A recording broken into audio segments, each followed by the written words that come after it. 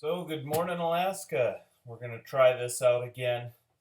I've been having a lot of trouble with this live stream. Welcome to Fishermanjake, AK. And it is a beautiful morning outside. It is just totally blue skies, maybe a couple clouds on the horizon, but blue skies, and looks like it'll be a little warmer today than it's been out in the past week. Anyways, I've been watching the weather here, and it is looking like we're going to get a slight warm up, but it's going to be colder than normal.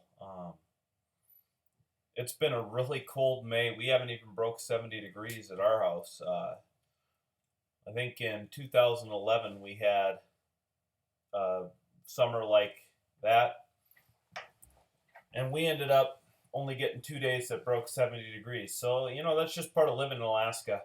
But it looks like that could be a repeat this year. Hopefully we'll get some warm spells. But it's a La Nina year. And on the El Nino years, we have nicer weather. And the La Nina years, it tends to be cool and rainy all summer. So it's been pretty rough out on the ocean the last week. A couple of big storms came through. And the water was pretty rough out there. My dad ended up making it out fishing quite a few times, and they tried some of the small streams. They ended up catching, my brother and my dad caught 4 kings last weekend, 2 on Saturday and 2 on Memorial Day, and in one of the small streams down on the Kenai Peninsula. But they're coming in, and there's kings to be caught, and we're going to make a trip down there here this week. And hopefully we'll be around for the rest of the weekend and be able to fish down on the Kenai Peninsula and maybe go out halibut fishing, and hopefully the halibut fishing will be picking up. My dad said that the halibut fishing was still pretty slow out in Cook Inlet. I've seen lots of reports of halibut coming in from Valdez, and people doing pretty good out of there, and maybe a couple from Whittier.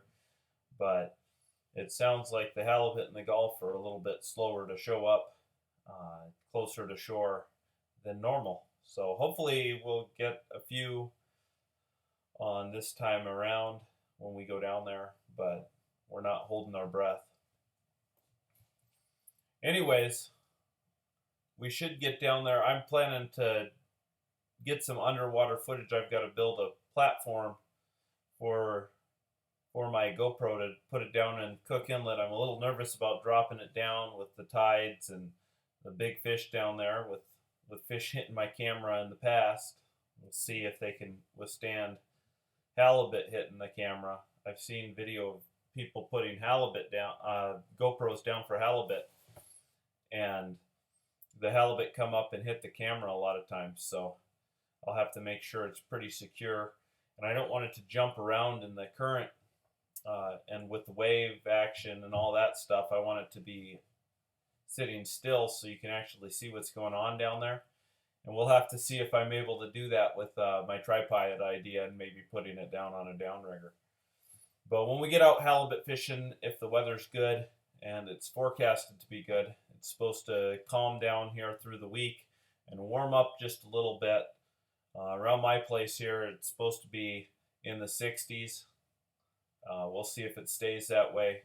But we still haven't broken a 70-degree day yet. So that's kind of a bummer for us. But anyways, the weather it's been pretty similar for most of the populated areas around the state. Just a lot cooler than normal throughout the state. And they're predicting normal temperatures this week, but not warm temperatures.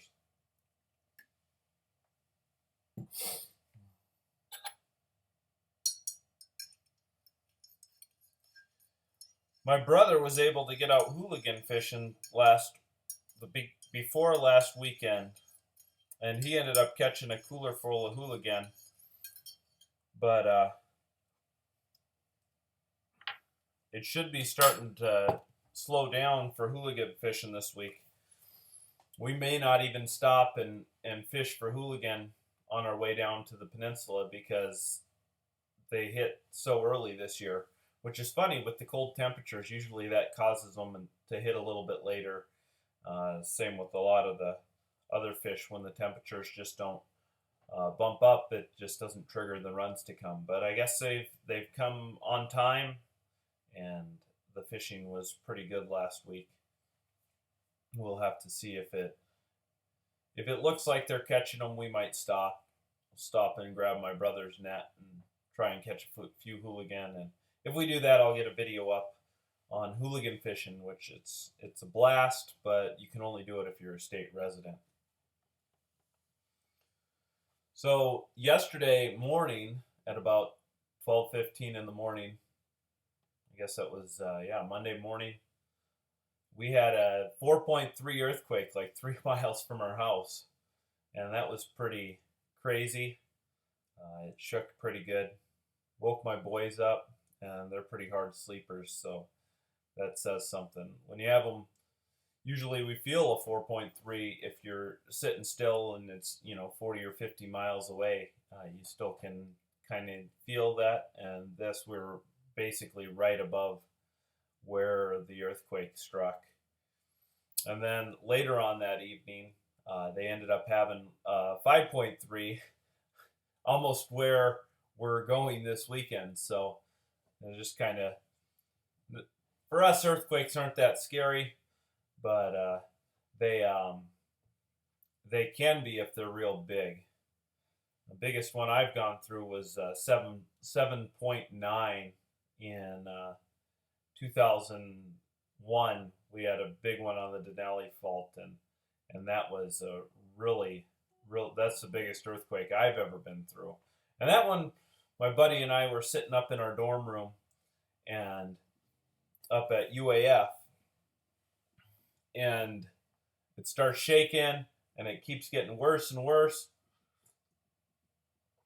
And we were about maybe 25 seconds into the earthquake, and it just kept getting bigger and bigger and bigger. And I looked over at him, and he looked at me, and I'm like, "Yeah, you want to get out of the building?" And he's like, "Yep, let's go." And so we ran down the stairs, which probably isn't the best thing to do when the ground is moving pretty good. And our dorm was moving. We were on the third floor, so it was really moving. And we got out of the building, and the trees were shaking and swaying back and forth quite a bit. And everybody thought, hey, let's get out of here too. So there were a lot of people out of the building just waiting out the earthquake. But there wasn't any big damage around. They cracked some stuff with buildings and stuff. And it did a lot of damage on the highway where the fault line is. Like the highway's shifted 4 to 5 feet in some of the spots on both the Richardson and the Parks Highway. They both had cracks all the way through them where the fault had shifted. But nobody was killed in that earthquake, and it was just a really big earthquake.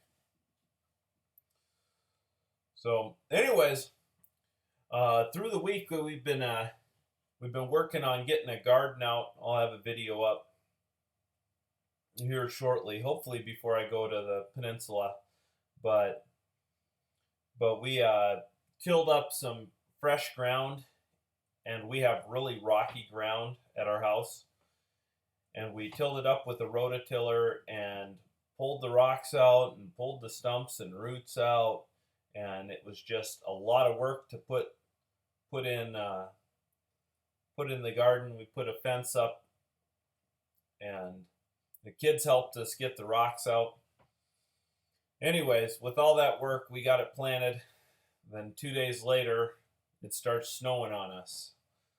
So hopefully the stuff germinates. We're holding our breath right now to see if it comes up. We haven't been doing a good job at keeping it damp enough, but it was 31 degrees this morning, so it's still freezing at night. So I'm not too excited to get this stuff to germinate yet.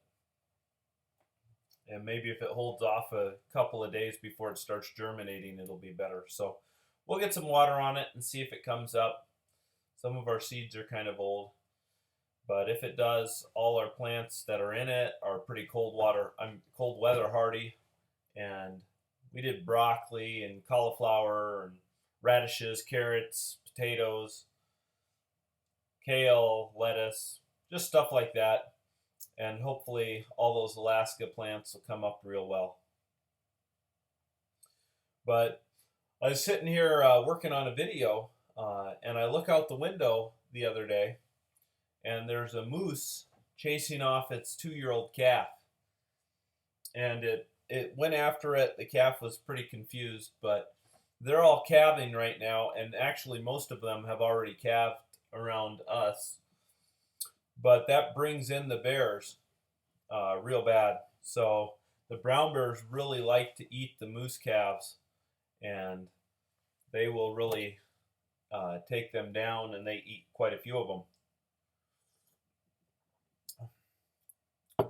So we're in what they call a predator control unit. They want to manage it for hunting and people hunting.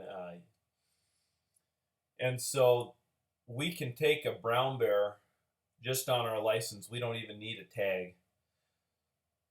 And the other day, a friend of mine was backcountry dirt biking and just close to our house here.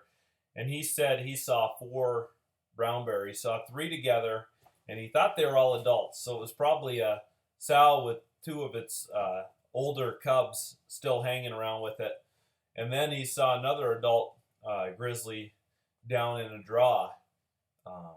And that was pretty impressive because you generally don't see them. So they're really prowling. There's tons of moose around our house. And actually, when I opened the window, the calf came. That was like almost a 1.5-year old calf. The calf came back, and what ended up happening is it ran basically right through our garden. So we're planting our garden, and we're just waiting to see if we can. Well, we got our fence up now, but it freezes, and then the moose come through, and it's just been fighting to make stuff grow. And in a first-year garden where you're pulling out that kind of rock and all the work it takes, you really have to fight to make the stuff grow out of the ground. So yeah, Rustic by Nature joining me. Thank you. Good morning. But anyways, we'll see how that grows, and we're excited about it. The kids are excited about it, and we'll get a video out of putting out the garden here, hopefully before we head down to Ninilchik. And anyways, I'm heading down to Ninilchik. I finally got my live stream going, and it was actually a pretty simple fix. I just had to reload my source for my camera, and that wasn't, it took me like a second. So after everything I did, I was able to fix it, and I just had to go on to one of the websites that take care of that kind of thing, and I just asked them a question, and they helped me out. So, but we're heading down to Ninilchik, maybe even as soon as Wednesday. We were looking at fishing. They have a Wednesday kids fishing day on the Ninilchik River, and we were going to go fish that, but I guess it's not till the second Wednesday in the section of days that they let you fish. They only let you fish on the weekends. So they opened it this year first time for a Wednesday youth fishery. So if the kids are under 15, they can fish. We thought it would be fun to go do that, but it's next Wednesday, not this Wednesday. So we might not try and hustle out of here for Wednesday, which I can get some stuff done around the house and preparing for the trip while we're gone, taking care of our chickens and making sure our garden gets watered, all that stuff. But when I go down there, the river will be open for the weekend, and we're going to try and catch a king salmon. And I showed this on Facebook, but I want to show it on YouTube last year. I mean, last week I showed it on Facebook, but I ended up buying one of these Penrods, and it's just this little pen-looking thing, and I'm gonna try and catch a king salmon on this. And my dad says I can't do it. He doesn't think this rod will handle king salmon, and he's probably right. But I've heard of people catching kings on 6-pound test, and I've caught them on 10, which is a big difference from 6-pound test. But it's just this little teeny rod. It's 3 foot long, and it's got a little cheap reel. That's actually what I'm mostly worried about. I've caught some really big king salmon, well, 30 plus pounders on 10-pound test and trout rods before when I was a kid. And so I think my fishing skills have improved since I was a kid. I hope they have. And I think I might be able to hang. I just got to hang on. And then the Nilchik River, if I'm going to be able to do it anywhere, it'll be there. It's pretty slow moving. And if I get a real big king, it'll be an unofficial world record for this type of rod. So we're going to try anyways. And even if I fail at it, I'll put it up anyways. So it's just this little teeny little rod. And I'll probably break it. And this reel is junk. It's got about the worst drag. You can probably hear that drag. It is not smooth at all. And you know, I'd say that's says something bad for it, but this rod was only $10, so on Amazon. So I'm not too worried about being as cheap as it is. It's kind of what you'd expect if you buy something out of China like this. So make a good little survival fishing rod, because you could pack it in your pack really easy. And generally when you're in a survival situation for fishing, you're not catching king salmon, you're catching little trout or grayling or something like that. They're just, to be able to catch a king salmon would be a lot more difficult. But we're going to see if we can do it, and we'll have a good time even if I don't catch one on this. If I break this, then I'll go to the regular tried and true methods with my fly rod, and hopefully we'll catch a couple kings down in the river, and hopefully we'll catch a few in the salt along with some halibut. Maybe I'll try this in the salt while I got my GoPro down, see if I can catch a halibut on it. Well, I can't get this, so. But we're excited to go down and do some fishing in some of our areas that I used to that I grew up in, and just go back to some of the old times, and hopefully we can catch fish like in the old times. Anyways, that's the plan. Penrod challenge. Gonna catch the big king, hopefully, and maybe a world record.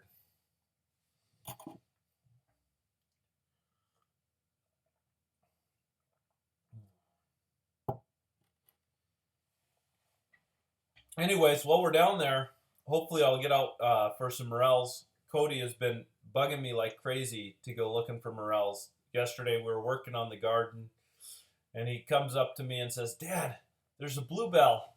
And he showed me some bluebells that were blooming, and I told him, when the bluebells start blooming, basically the morels will be out.